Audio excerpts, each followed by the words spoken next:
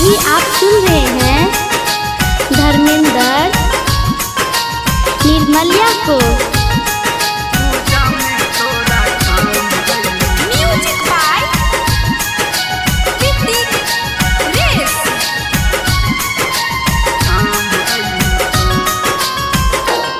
मैया हम जदि रहूल रही तो पूजा में तोरा काम अही तो। मैया हम जदि रहूल रही तो पूजा में तोरा काम अही तो। पूजा में तोरा काम अही तो गे, पूजा में तोरा काम अही तो गे।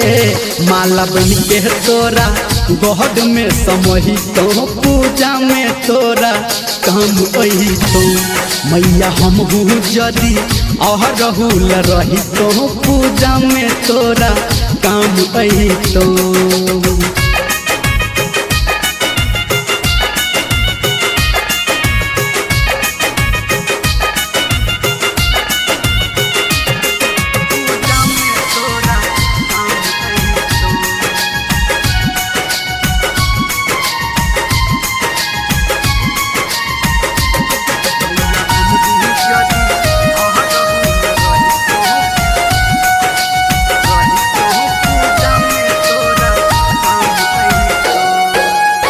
बहुत खुशी होता गे मैया हमारा मन में।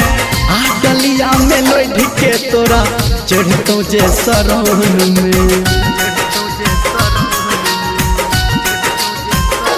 हाँ बहुत खुशी होता गे मैया हमारा मन में। आ डलिया में लोढ़ के तोरा चढ़तो जे शरण में। खुशबू बन के मैया बगिया गम कबू तो पूजा में तोरा काम अही तो।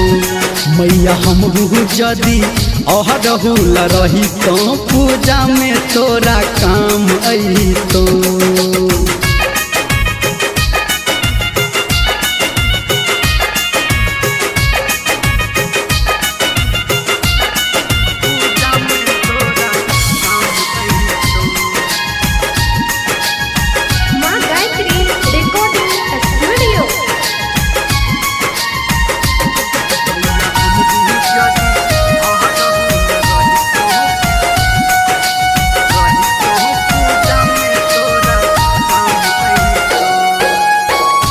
गिला जन्म ले मैया कहते आशीष गे।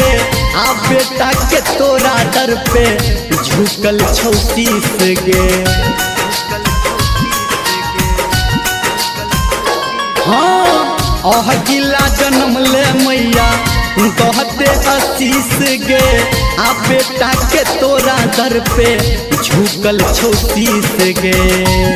पचरा धर्मेंद्र माँ गायब के सुनेब तो पूजा में तोरा काम अही तो।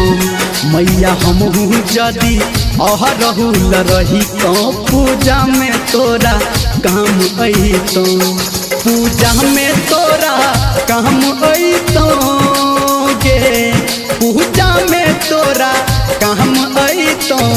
माला बन के तोरा गहद में समही तो पूजा में तोरा काम अही तो।